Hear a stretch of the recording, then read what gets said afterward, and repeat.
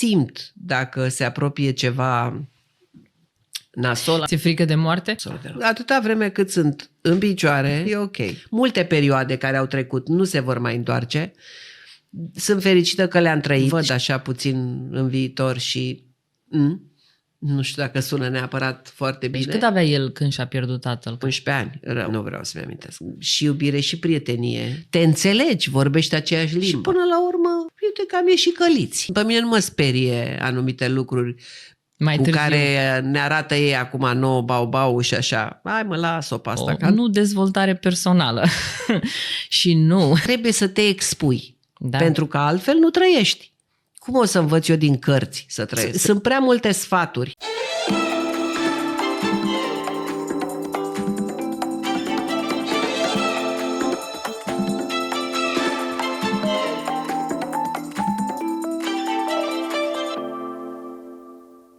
Bine ai venit în The Feminine Podcast! Astăzi e mare bucurie în platou pentru că o avem pe doamna Carmen Tănase. Mi-a zis să-i zic Carmen, dar eu nu pot să încep acest episod fără să-i zic doamna Carmen Tănase. Marea noastră iubire, atât probabil și în viața personală când o prindem dacă reușim, dar pe marile ecrane, în teatru, în film, în flăcărica, ce să zicem, în înțelepciunea, bunul simț și umorul, dar și căldura cu care dânsa întotdeauna sparge filtrele și ecranele și ajunge acolo unde trebuie, la inimioara noastră. Vă mulțumesc pentru prezentare, îți mulțumesc, hai să o ardem pe tu, că nu merge, dar înțeleaptă nu sunt. Nu? Nu. De ce nu? Că se reflectă asta în viața mea, e un haos cu un om înțelept. Un haos creativ. Mă rog, da, pentru un om normal, pentru un om așezat, e un haos. Că nu e un model de viață ăsta, contra cronometru așa. Da, așa este. Trebuie să facem pauză și să ne și odihnim. Vrem. Dacă vrei. De ce nu poți să faci asta? Păi nu pot, că am activitate și eu nu pot să trăiesc fără activitate. Mă întreabă foarte multă lume. Cineva chiar mi-a zis, prietenele mele mi-au spus că tu te droghezi. Eu? Da. De ce? Pentru că nu poți să faci atâtea. Da. N-ai cum și să reziști. Păi spune-le că dacă m-aș droga, n-aș putea să fac atâtea. Tocmai că nu mă droghez și am energie să le fac. Nu, asta e felul meu de viață. Sunt orcoholică și îmi place să lucrez și nu să stau. Da. Deși mă răsfăț și zic, Doamne, vreau și eu 2 săptămâni în vacanță, ceea ce n-am mai avut de ani de zile. Nu s-a întâmplat niciodată, da. Nu, dar mă și imaginez în fața faptului împlinit și nu știu ce aș face. Da. Adică, bun, dorm 3-4 zile, dorm și recuperez și după aia nu mai am răbdare nici să stau la plajă, adică să stau, cum era odată, pe vremea mea, stăteai o lună în vacanță. Nu cred că aș mai putea. Și totuși, cum te reglezi din mers? Păi din mers. Nu știu să spun cum dormi? Mă reglez. Da, când apuc, dorm. Adică asta fac când am liber, dorm. Dorm și în principiu nu mă dau jos din pat. Dar asta se întâmplă o zi, nu-ți imagina că am 3 la rând. Nu, o zi o stau în pat. Da, corpul te ceartă? Da, s-a revoltat de multe ori prăpăditul. De multe ori. Și nu-l asculți. Păi, uneori îmi dau seama că mai trebuie să-l mai și asculți, dar se întâmplă să nu poți și să amâni. Zici, lasă că știu, am înțeles, dar nu acum, că nu pot acum. La noi nu prea se poate. Adică nu poți să zici, gata, stop, îmi iau concediu 2 săptămâni și mă duc să-mi fac analizele. Pentru că sunt implicați foarte mulți oameni. Noi nu suntem singuri. Avem o echipă întreagă și nu poți să oprești activitatea unei echipe întregi sau unor echipe, că sunt mai multe, ca să-ți faci tu analizele, pentru că oamenii ăia trebuie să lucreze, unii din asta, chiar numai din asta trăiesc, din teatru, din asta, deci nu poți să faci tu asta, nu ești singur pe lume. Și dacă ar fi doar echipele profesionale, dar ne așteaptă acasă foarte multe... Aia nu mai discutăm, dar hai să zicem că aduci pe cineva, cum am eu acum, și se ocupă și așa, dar nu prea îmi permit luxul ăsta să lipsesc 3 zile maximum. Și nu-ți place să călătorești?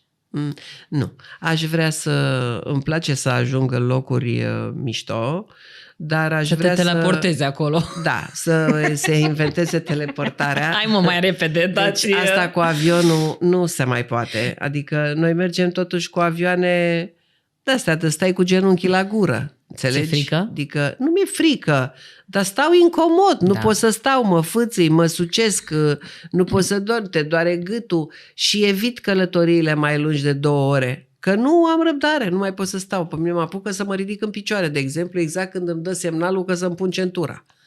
Și așa, nu mai am răbdare. Se duce răbdarea cu vârsta. Da. Ce crezi, construiești acum și îți dă entuziasm?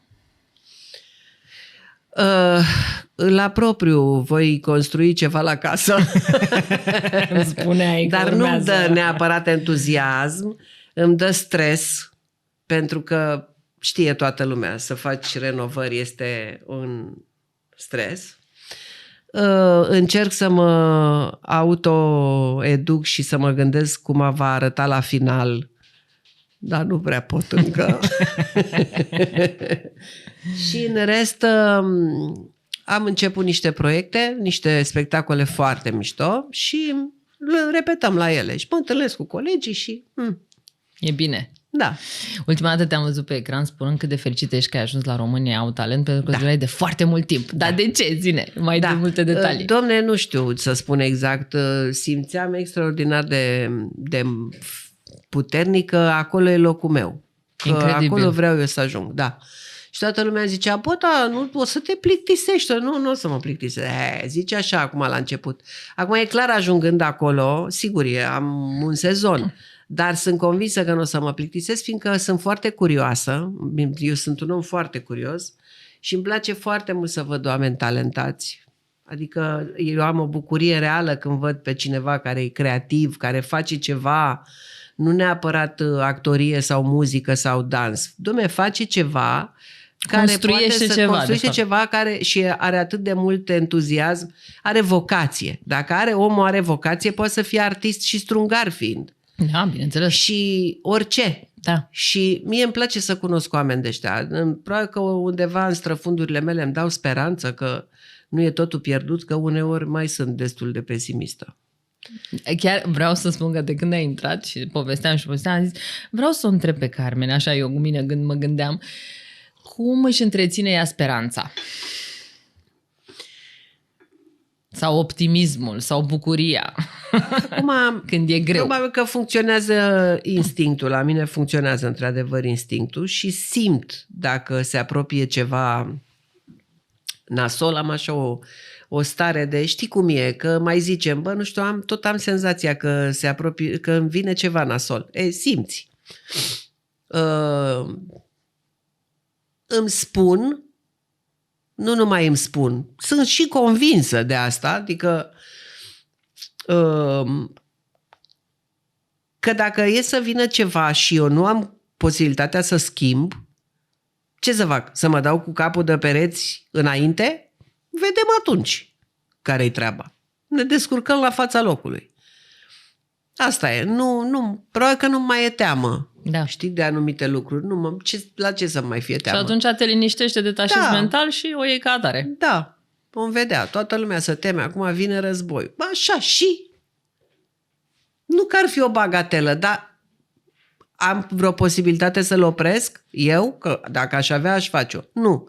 Deci, dacă o să vină, să sperăm, Doamne ferește că nu o să vină, o să vedem atunci ce o să facem. Cum au trecut bunicii noștri prin război, o întrece și noi dacă așa ne-o fi dat să facem. Nu știu ce să zic.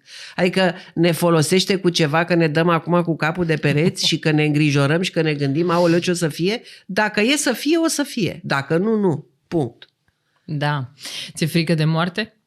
Absolut deloc. E singura certitudine a acestei vieți, cum să-mi fie frică. Pentru că de asta ai această detașare. Nu, venit ea vine. Da. Important e când. Și cum. Și cum, da. Eu cu bunicii mei acum, care au un pic probleme de sănătate, am spus, nu vă mai stresați. De murit ne apropiem. Da. Ai calitatea vieții. Calitatea vieții noastre până acolo. Da. Asta e cel mai important. atâta vreme cât sunt în picioare și mă duce încă mintea, e ok. Când se va schimba lucrul ăsta, dar după ce nu mă mai duce mintea, nici nu mai știu, deci nu mă mai interesează. Nu-i problema ta, e a lor. Nu mai e problema mea, treaba lor cum se descurcă cu mine. Da, așa este. Când am studiat un pic parcursul vieții tale și vreau să te întreb de treaba asta, așa de debut, mi-a atras curiozitatea cum ai fost detașată la Suceava cu o echipă de tineri actori și ai ajuns într-o cameră în care a trebuit să stați toți claie peste grămadă și să jucați într-o casă culturală, că nu era teatru. Cum ai perceput și cum te-ai raportat la etapa aia până ai ajuns la Iași? Da, păi în primul rând că erau repartiții, noi plecam la post și pentru că eram o promoție foarte bună, au decis ei pe acolo, ăștia conducătorii de la vremea respectivă, să facă un teatru și la Suceava, secția Teatrului Național din Iași.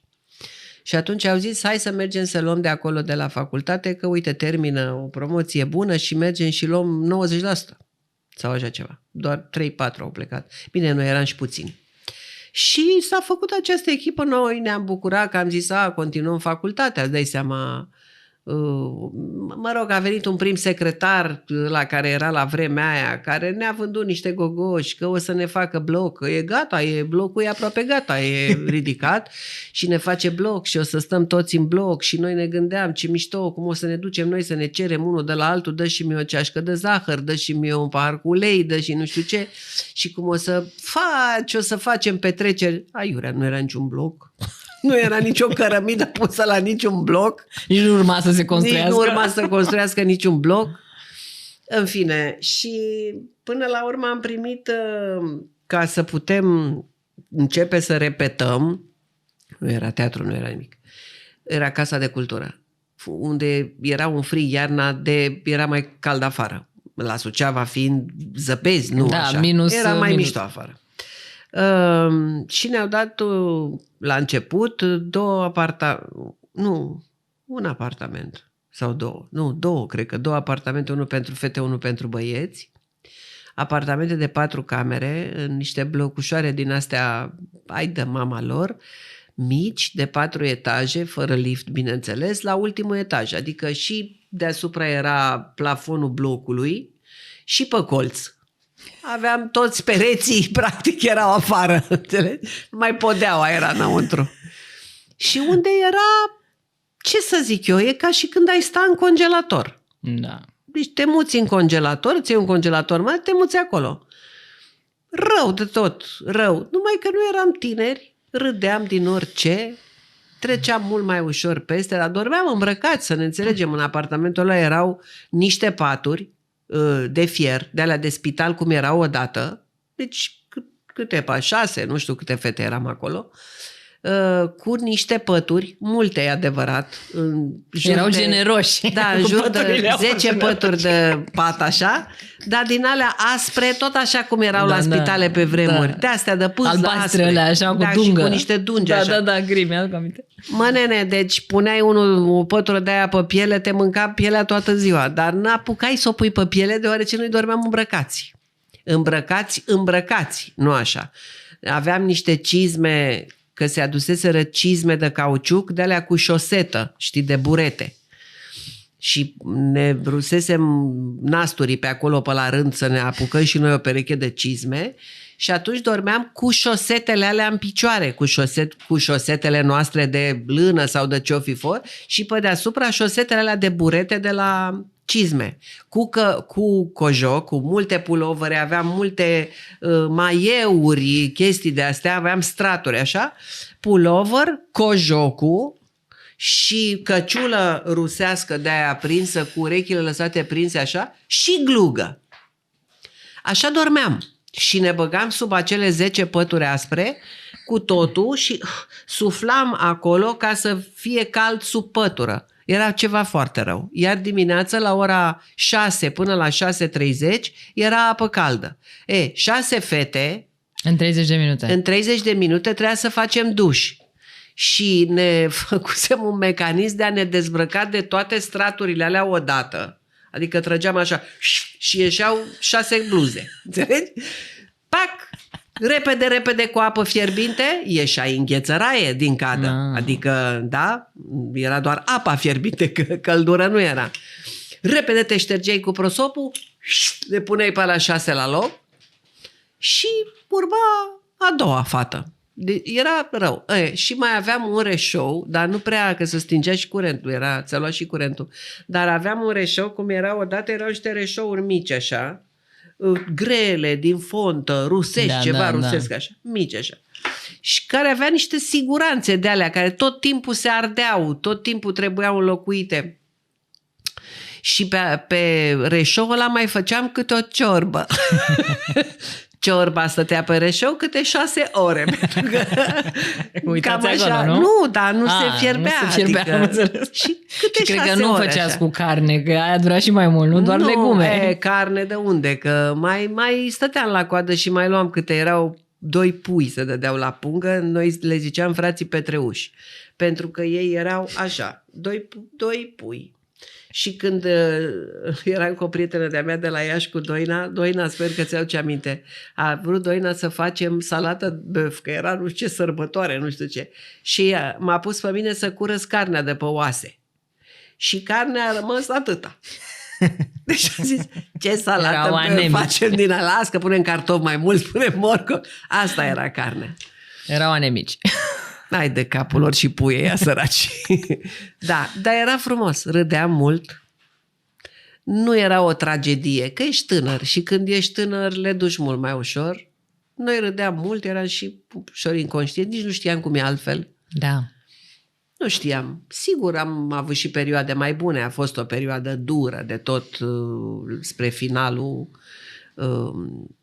lui Ceaușescu, a fost dur de tot. Când se strângea el acolo să plătească datoriile sau ce-o fi plătit, nu mai aveam de niciunele. Adică aveam lampă cu gaz, tot așa, stând la niște cozi interminabile să prindem lampă cu gaz și după 11, mi se pare, seara, că la 11 se lua curentul, vrei și tu să mai citești 2 rânduri, să mai înveți ceva, să mai stea la lampă cu gaz. Toate casele miroseau a gaz. Toate casele. Dar repet, râdeam foarte mult și ne descurcam, ne strecuram prin nebunia asta și până la urmă, uite că am ieșit căliți, știi? Da. Adică pe mine nu mă sperie anumite lucruri mai cu târziu. care ne arată ei acum nouă bau și așa. Hai mă, las-o pe asta, că am trecut o zi altceva. Am trăit mult mai mult. Da, găsiți altceva, că nu... Tu ai știut de când ai început să știi că vrei să fii actriță și... N-am știut niciodată. Eu am vrut să fac altceva. Am știut când mi-a propus tata, că tata mi-a propus. Da? Da. Și cum s-a prins el așa? Că tu nu trebuie s-a să fii... prins. Mi-a propus pentru că eu nu aveam rezultate bune la școală, că mie nu-mi plăcea să stau în rând, să învăț, să răspund, eram rebel așa. Și da, normal, părinții la un moment dat se gândesc ce fac cu copilul lor, adică ce cale urmează copilul. Ei fiind din familia lui tata profesori, învățători și așa, au decis să mă dea la liceu pedagogic, eu n-am vrut, dar până la urmă mi-a plăcut, că mi-am făcut și acolo gașcă. Și apoi ce facem? Să dea și ea totuși la o facultate. Eu ieșeam învățătoare, ieșeam cu o meserie rezonabilă, ok, foarte ok. Treceai clasa cum ar veni. Da, dar și-ar fi dorit o facultate și ei, nu? Ca orice părinți. Și el mi-a propus asta pentru că era singura facultate la care puteam să intru. Că la matematică, fizică nu aveam nicio șansă. Singura, la filologie, da, și la filologie puteam să intru, dar ce ieșeam de acolo? Tot profesoară de română sau ceva și da, nu erau multe posibilități pe vremea aia. Și am zis, mie nu-mi place la liceu pedagogic, oricum nu-mi place să predau, n-am răbdare, nu vreau să fac filologie, să ies profesoară de română. Pe bune? Nu. Și atunci e de teatru.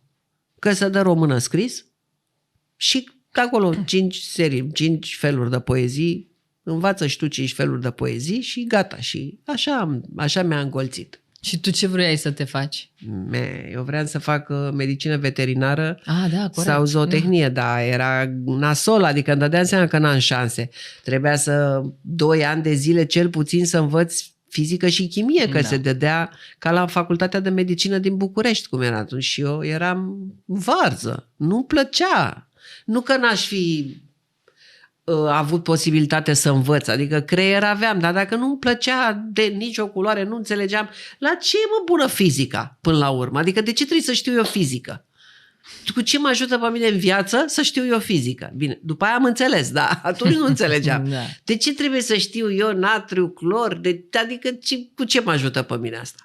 H2O, dar ce mă duc și cer la magazin H2O, cer apă.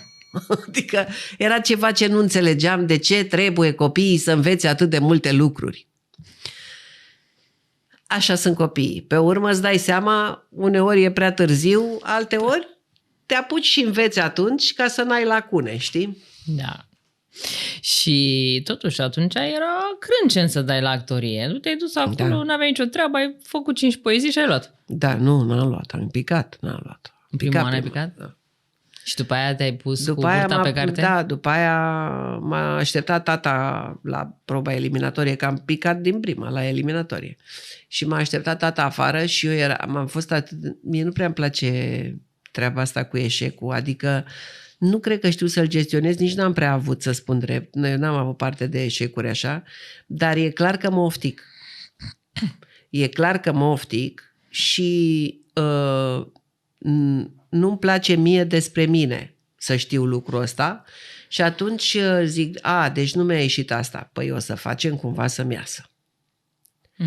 Înțelegi? Adică sunt foarte ambițioasă, dar eu cu mine, că nu trebuie să demonstrez nimănui multe lucruri. Adică nu pot eu să montez un dulap. Ce ai făcut, băbiță? Și când abandonez pentru că îl pun strâmb sau așa, mă apucă niște nervi pe mine groaznici. Și atunci desfac și o iau de la început și chit că sunt epuizată la final, dar până nu-l fac nu mă las. Ăsta e felul. Și atunci am zis, ia stai bă puțin. Deci m-a picat la eliminatorii, da. Păi stai puțin, că de acum vă arăt eu vouă. Deci așa a fost. Care pe care. Da. Și tata mi-a zis, cum facem? Te pui cu burta pe carte să înveți ceva serios?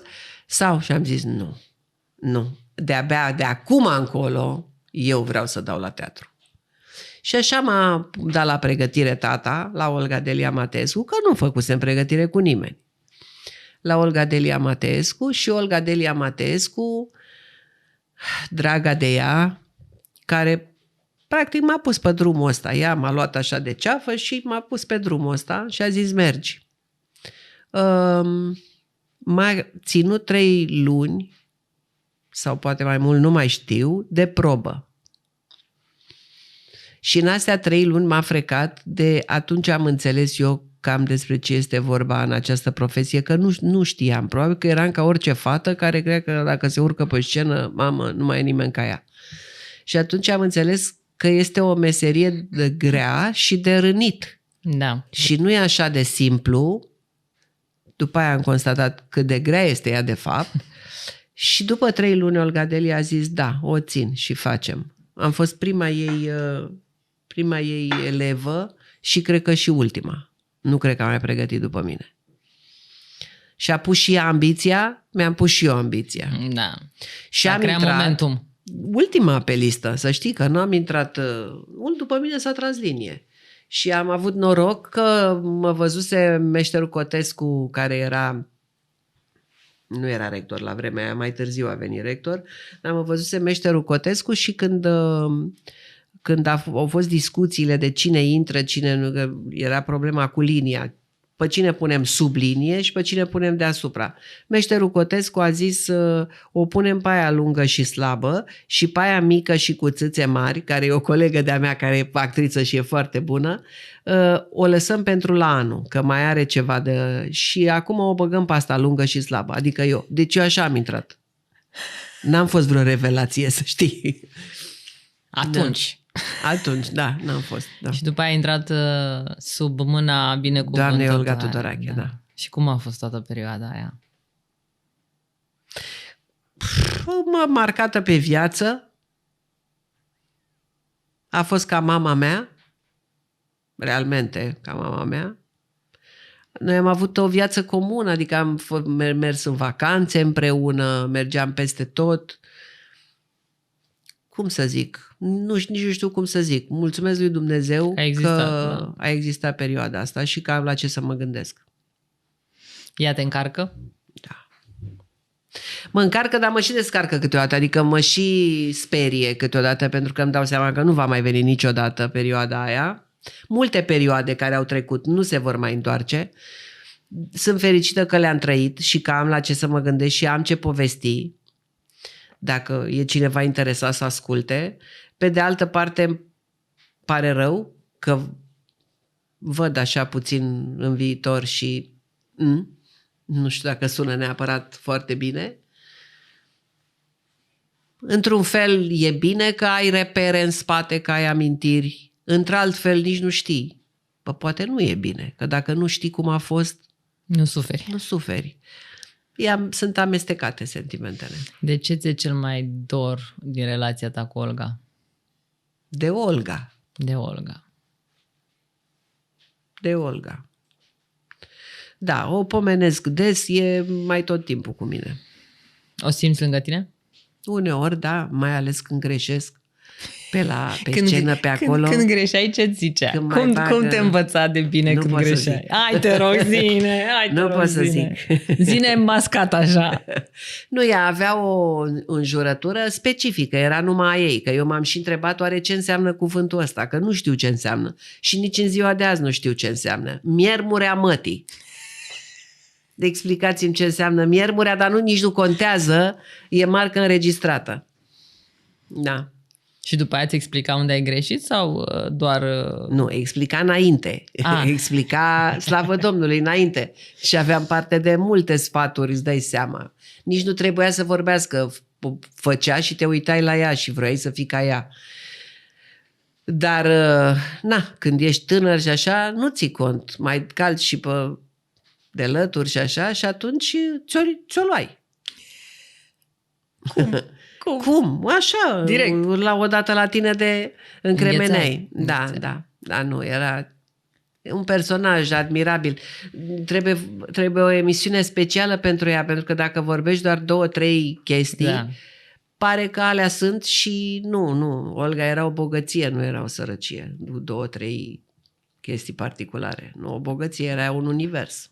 Îți lansez invitația, dacă o să o accepti la un moment dat, să avem un episod doar dedicat ei și nu numai. Da. Ce simți așa că a cizelat și te-a ajutat în devenirea ta, parcursul cu ea? Că știi, uneori cu maestrii ăștia e o ozmoză acolo, se produce o cizelare a caracterului tău interior sau iese din natura ta ceva ce poate altfel nu s-ar fi întâmplat, pentru că există această combustie între tine și mentor sau mamă, da, spirituală. Ce simți tu că a scos ea? Dincolo de meserie și tot ce înțelepciunea și afinitatea personală, ce a scos ea la suprafață? Mi-a dat încredere, pentru că odată eram studenți și făceam petreceri la mine acasă la Ploiești și mergea toată lumea. Inclusiv doamna Olga, inclusiv Alioșa, băiatul dânsei, care e de seamă cu mine. Și se puneau mese, se făceau tone de mâncăruri, prăjituri și așa făcea maica mea.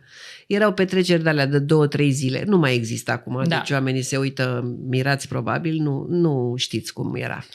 Și la un moment dat tata... pierdut. Da, nu știți ce ați pierdut. Și la un moment dat tata a zis, eram și eu pe acolo, nu eram chiar de față, dar am auzit.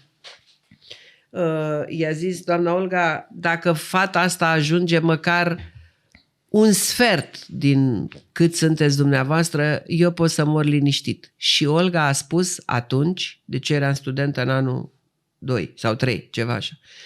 Și Olga a spus, este de acum. Din clipa aia altfel s-a văzut lumea. Da. Înțelegi? Pentru că nu știa că eu aud. Adică eu am auzit fără să particip la discuție. Ai furat momentul cum ar veni. Și din clipa aia n-am devenit arogantă sau ceva. Ți-a dat aripi. Da, mi-a dat aripi pentru că mi-am dat seama că are încredere în mine, că așa nu prea îți dădeai seama că ea ne trata pe toți la fel. Da. și nu prea sigur mă alesese pe mine și pe Radu Duda să jucăm într-un spectacol alături de ea la Teatru Mic, ceea ce era ceva foarte rar la vremea aia, aproape inexistent. Studenții nu aveau ce căuta în teatre profesioniste. Foarte, foarte rar. Și ea ne-a luat ce am jucat și îmi dădeam seama că, da, știi cum e, puteam să cred, nu mai țin minte exact ce credeam, dar puteam să cred că noi suntem cei mai potriviți pe rol, nu că neapărat suntem cei mai buni. Adică nu aveam asta în cap. Nu eram deloc aroganți la vremea aia, nu știam noi ce e aroganță și așa. Momentul ăla cu tata a fost s-a produs ceva acolo. Și după aia ce s-a întâmplat cu tine? În momentul ăla de încredere, ce a creat? Păi cred că m-am deschis. Te-ai relaxat, mai mult. te-ai deschis. Da. Nu neapărat m-am relaxat, că nu te puteai relaxa cu doamna Olga, dar am avut mai mult curaj. Că uneori nu aveam curaj, simțeam cum trebuie să joc, dar mi-era puțin jenă. Eu am fost foarte timidă. Nu o să crezi. Și eu la fel, foarte știu despre timidă. ce vorbești.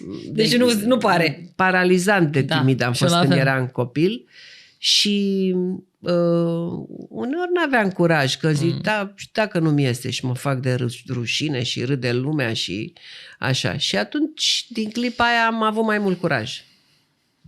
Da. Ai mentorat ulterior mai târziu copii sau studenți? Foarte puțin, pe la niște școli private. Mă interesa un pic cum creezi încredere într-un copil sau care e secretul încrederii? Eu cred că școala este făcută ca să greșești. Adică eu nu-i cert pe copii când greșesc. Pentru că e normal să greșești în școală ca să știi că ai greșit și să nu mai faci apoi. Da. Când chiar poți să fii sancționat, pedepsit sau chiar dat afară. Deci de-aia e făcută școala. E o tâmpenie să vrei copilul să fie perfect la școală. Păi de ce mai e școală?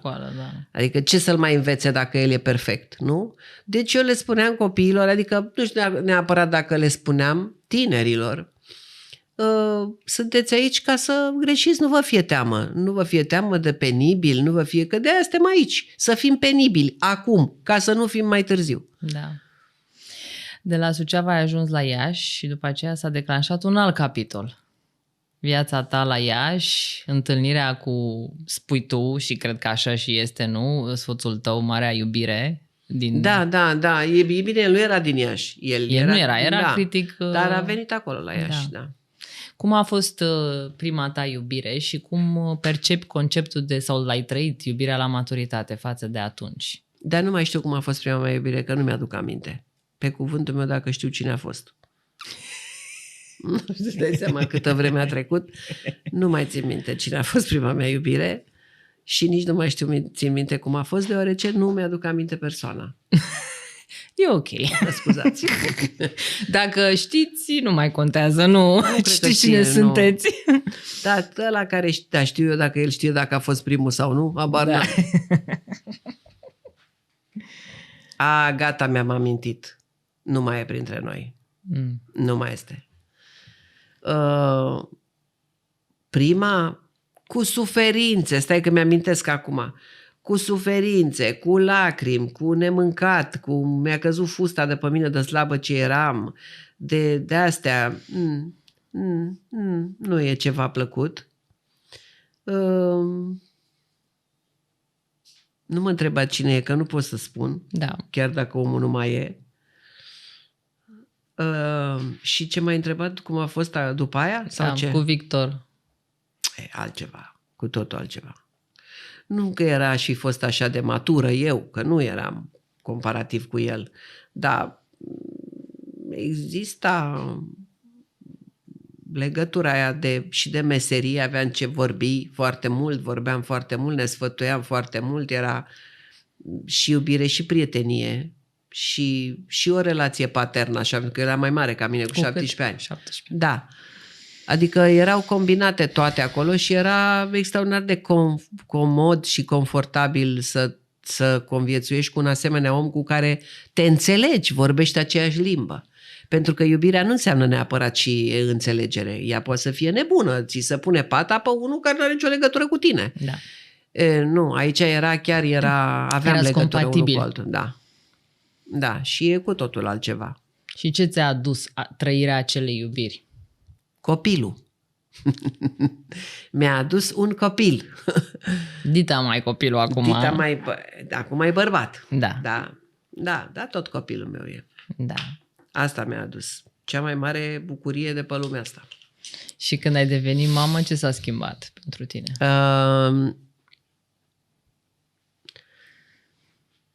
Nu s-a schimbat foarte mult, în sensul că eu tot așa eram și înainte, foarte să fiu în control cu tot ce este în jurul meu. Așa am fost și cu copilul și cu Tudor.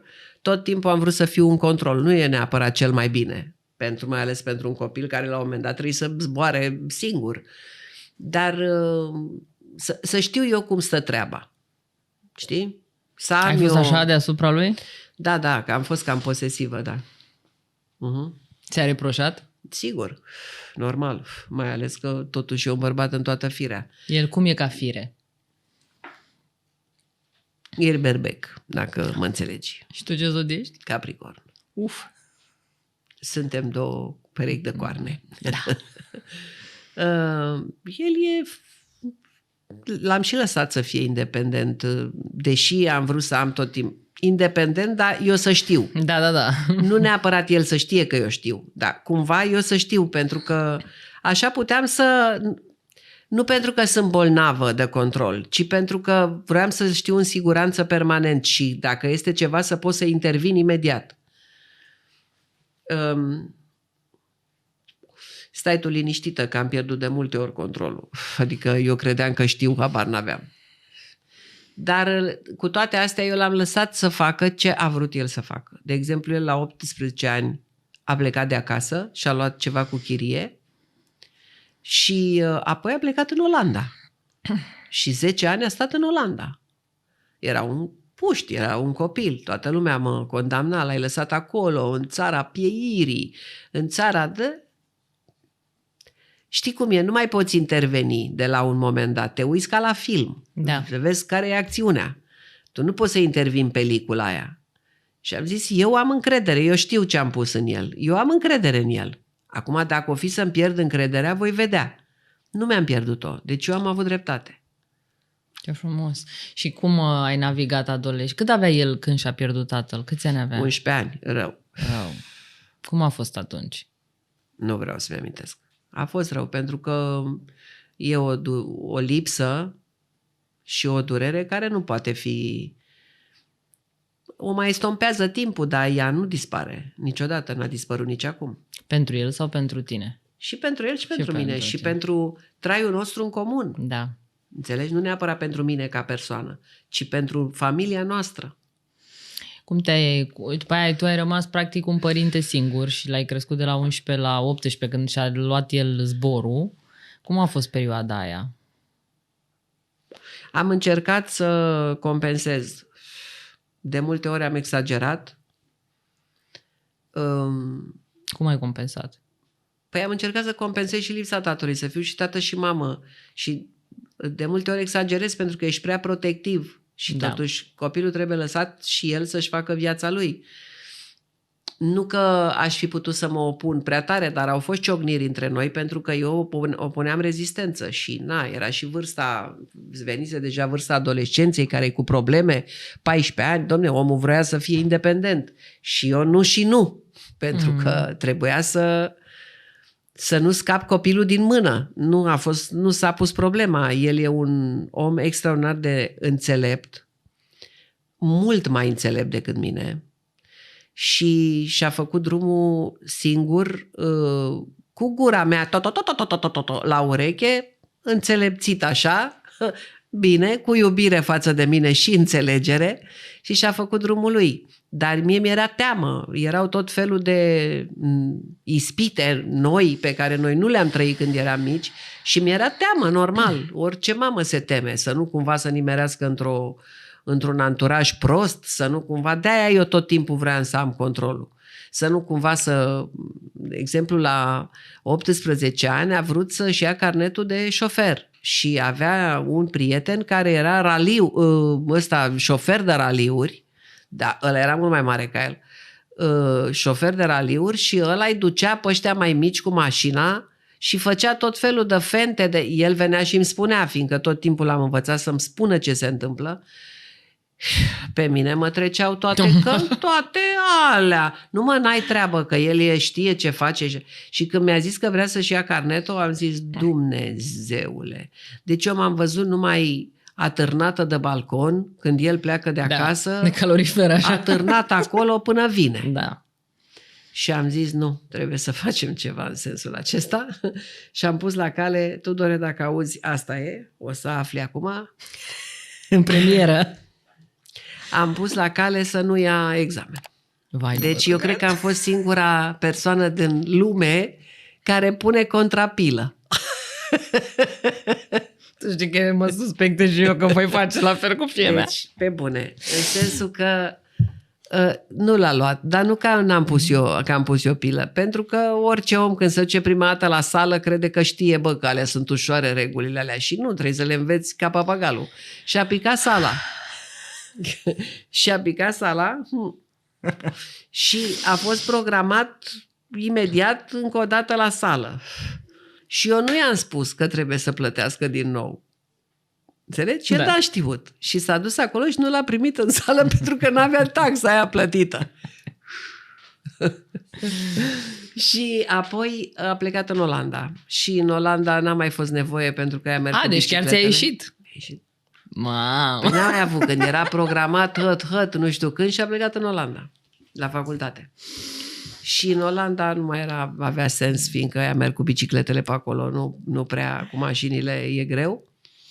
Și uite, că cred că până la urmă a fost bine cum am gândit-o, fiindcă el a făcut, nu mai vroia după aia, îl rugam eu când a revenit în țară, fă școala de șofer, că n-am nevoie acolo să fac școala, că venea în vacanță 2 săptămâni, 3 săptămâni și apoi pleca iar. N-am nevoie acolo, pentru că acolo ocolești imens cu mașina, drumurile sunt făcute pentru biciclete și așa.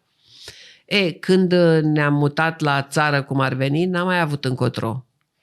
Și a făcut și acum altă minte decât la 18 ani, altă experiență de viață, altă precauție, conduce ca un zeu și mai târziu am siguranță în el și așa mai departe. E matur. Da. Incredibil. Da, și eu mă suspectez de genul ăsta de control. Mi-e frică, am zis că mă duc să dau acatis la biserică pentru a mă pregăti de adolescență. Mi-e frică de adolescență, ca părinte. Da, vezi, se produc ei săracii n-au nicio vină, pentru că se produc niște furtuni hormonale care îi zăpăcesc și pe ei. Nici lor nu le este comod cu felul ăsta ciudat de a fi. Și atunci de-aia caută pe afară prin anturaj, pentru că părinții nu îi înțeleg. Dacă înțelegi lucrul ăsta, că nici lor nu le este ușor și ești deschis și prieten cu ei, mie nu făcea absolut nimic, pe mine mă enerva. Adică ieșea din camera, din biroul lui și începea să-mi pună o problemă existențială. Deci mă întreba ceva. Eu îi răspundeam, nu era de acord cu răspunsul meu și începea cu contraargumentele. Și devenea o discuție fără sfârșit în care mie îmi sărea țandăra până la urmă. Înțelegi? Pentru că, dacă ai văzut că eu am altă părere, ți-am argumentat, tu vii cu contraargumente ca să mă convingi să am părerea ta, ceea ce nu este în regulă. Și astea au fost discuțiile. Noi n-am avut alte probleme. Adică el nu ieșea cu găști, nu pierdea nopțile, nu. Probleme de astea. Adică îl vedeam de cum iese din birou. Zic, ulu, s-a urcat hormonul la cap, să vezi că începem acum. Și nu știu câtă răbdare am avut, presupun că n-am avut nici eu îți spun acum, în urma experienței mele trăite, că trebuie să te înarmezi cu foarte multă răbdare. Nu e ușor, că trece vremea peste toți și răbdarea se pierde odată cu vremea. Nu e ușor, dar așa el capătă încredere că copilul, că poate să vină și să-ți spună ție tot, știi? Nu să se refugieze undeva, nu mă înțelege mama. Da, Mama trebuie să-l înțeleagă. da, trebuie să fie lângă el. Ai experimentat ulterior iubirea la maturitate? Asta nu pot să-ți răspund la întrebarea asta. Dar crezi că se poate reconstrui iubirea în mai multe etape, chiar și după ce ai trăit mari iubiri? Se poate, sigur că se poate. Important e să-ți dorești asta. Dacă îți dorești, se poate. Probabil că vine. Dacă te simți bine singur, mie asta mi se întâmplă, nu știu cine ar trebui să vină, habar n-am, nu știu, ceva așa care nu există. Nu știu, Anthony Quinn. Să reîncarneze Că s-a Anthony Quinn. reîncarna, zici da, din prima? Nu zic da din prima. Deci care sunt condițiile ca să zici da? Să aibă umor să iubească animalele. Și ce n-ai accepta și oricât de mult l-ai iubi, ai pleca instant.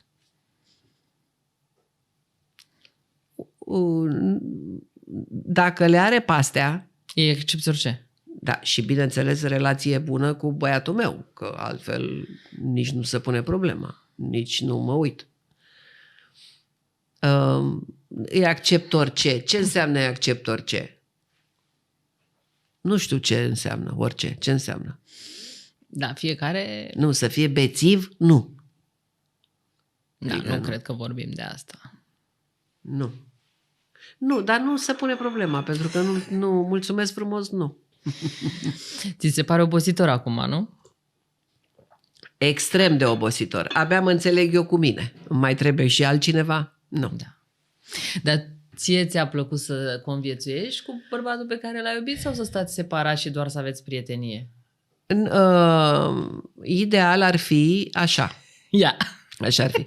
Acum, când ai o căsnicie și așa, dar să știi că noi ne respectam foarte tare intimitatea. Și eu și Tsucu, adică uneori și dormeam în camere separate pentru că eu mă culcam mai târziu sau el mai scria sau nu știu ce. Adică nu eram Sky unul după altul, dacă ești tu, vin și eu cu tine sau nu exista așa ceva. Adică ne-am respectat foarte tare unul pe altul, că și lui probabil că îi plăcea să aibă viața lui și intimitatea lui și nu, universul lui la un moment dat trebuie să aibă fiecare un loc unde să se retragă. Nu putem să stăm lipiți așa. Adică pe mine m-are nerva groaznic. Siamezii. Doamne ferește, nu. Deci eu nici n-am avut nicio tiparul relație. clasic, da, cum ar veni. Nu. Povestește-ne de ce este Flăcărica sau Flacăra așa iubită. Că e simpatică. Crezi că doar de asta? Da, e simpatică. Cuplul nostru a fost un cuplu foarte simpatic, deși știi, secretul când joci un personaj negativ, că ele erau totuși niște personaje negative, ăla făcea trafic de fete pe acolo, pe la Paris, nu știu ce, secretul unui personaj negativ este să-l faci să-i acorzi circumstanțe și să-l faci simpatic. În general, personajele negative, dacă ne uităm în jurul nostru, sunt personaje fermecătoare, care au umor, care au haz, te uiți în gura lor, te la mari excroce ai lumii. Personaje după care te duci, știi? Da, te atrag. Și rău, când e făcut profesionist, adică la nivel mare, găinarii nu se pun la socoteală. Da, când îți vine Onassis,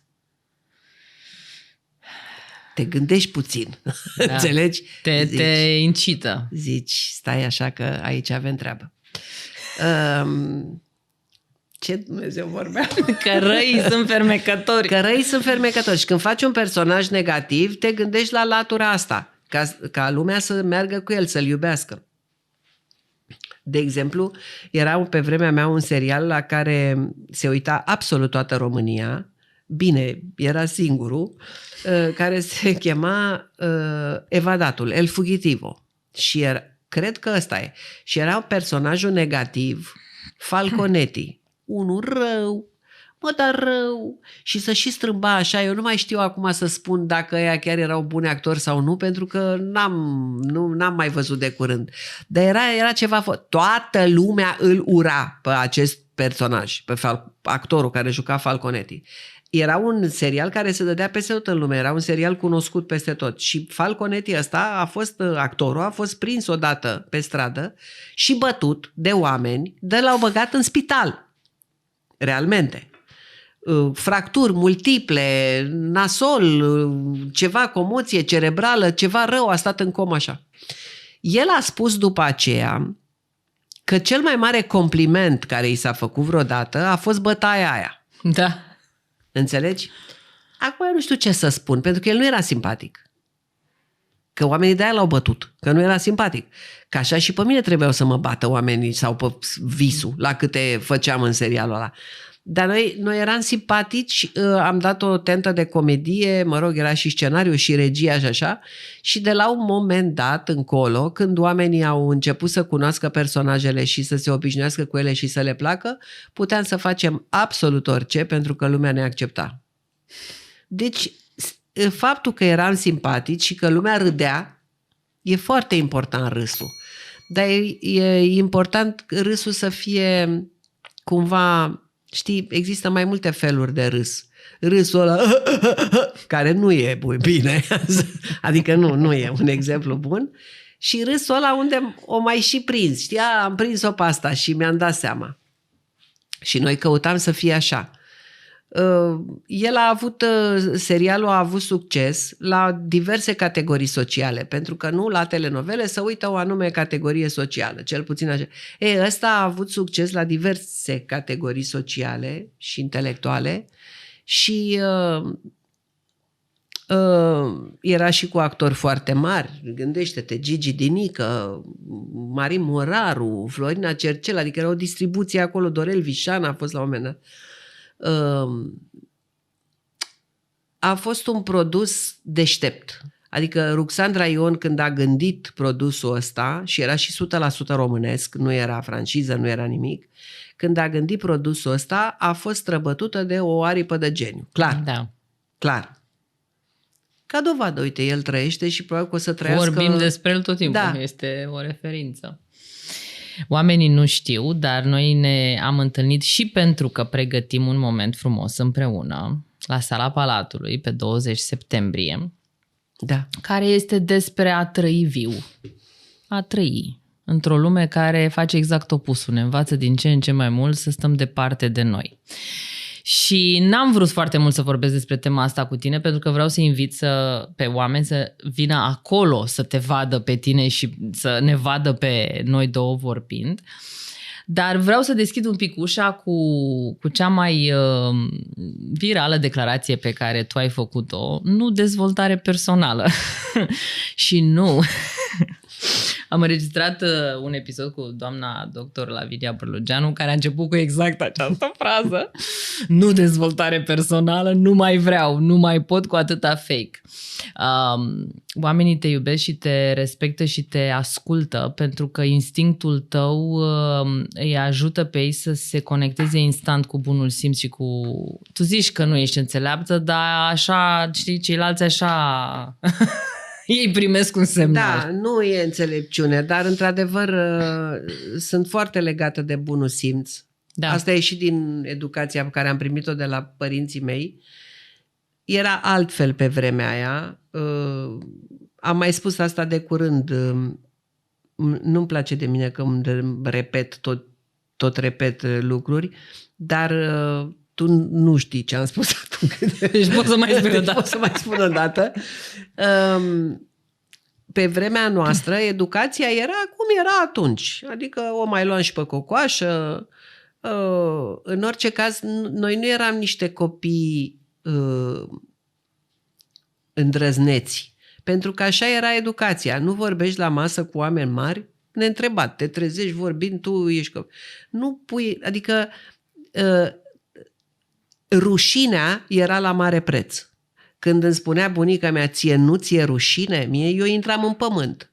Acum observ că rușinea a devenit un cuvânt, e și comic la un moment dat, adică oamenii le iau în râsă. Ce lasă-mă, tată, mamaie, lasă-mă în pace cu rușine. Rușinea ca ceea ce înseamnă acest cuvânt. Rușinea nu e un cuvânt. Rușinea conține foarte multe lucruri. Dacă nu ne mai e rușine, sărim calul și ne ducem în diverse direcții greșite, după părerea mea. Eu cred că rușinea ar trebui să revină. Da. Să fie ca un barometru. Da. Nu știu ce ai mai întrebat, că am bătut câmpii. Absolut deloc.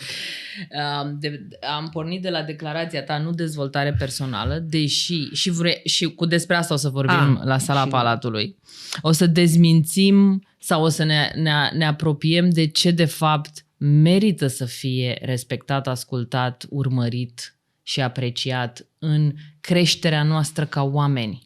Pentru că acum trăim în acest trend în care e foarte multă informație, e foarte mult fake, e foarte mult marketing și de fapt noi ne pierdem busola interioară, noi nu știm să reperăm. Povesteam, da, cu apa alcalină, că ne luăm unul după altul. Da, clar. Și bine, dar asta e de când lumea. Și e peste tot în lume chestia asta. Da. Iei tu un supliment, am slăbit cu suplimentul ăsta, dă și mie. Nu merge. Dar totuși noi facem chestia asta, știi? Suntem maimuțe până la urmă. Da. Ce nu-ți place ție la dezvoltare personală? Nu-mi place să-mi dea cineva lecții de cum să trăiesc. Pentru că tu nu ești în papucii mei, tu habar n-ai care este viața mea și îmi spui tu mie cum să trăiesc sau cum se trăiește. Nu se trăiește. Fiecare trăiește viața lui. Și o gestionează așa cum poate. Și învață din greșeli. Lasă-mă în pace să greșesc. Lasă-mă în pace. Dacă am minte să învăț din greșelile mele, bine, dacă nu, o să greșesc mai departe până când o să îmi vină mintea la cap. Noi așa am crescut. Nu ne-a învățat nimeni, nu ne-a dus nimeni de mână, părinții ne lăsau să interacționăm între noi, ce aia, nu vorbi cu cutare sau nu. Persoanele care sunt negative trebuie înlăturate din viața noastră, dar și cum să fac? Cam cum ar trebui să fac așa, practic? Cred că ești negativ. La revedere. Ți întorci spatele și am plecat. Ce Dumnezeu e asta? Lasă să iau contact cu tine ca negativ, să văd cum e. Să mă expun, să cresc. Da, trebuie să te expui. Da. Pentru că altfel nu trăiești. Cum o să învăț eu din cărți să trăiesc? Păi, dar și viața mea? Eu ce fac? Stau așa și citesc că asta e că acum ar trebui să mă port așa, să mă port așa cum e contextul respectiv. Nu poate nimeni... Sunt prea multe sfaturi în zilele noastre. Prea toată lumea e coach. Da. Înțelegi? Prea toată lumea își arogă dreptul ăsta de... Dar de ce ești tu antrenorul meu? Cu ce ești tu mai bun decât mine?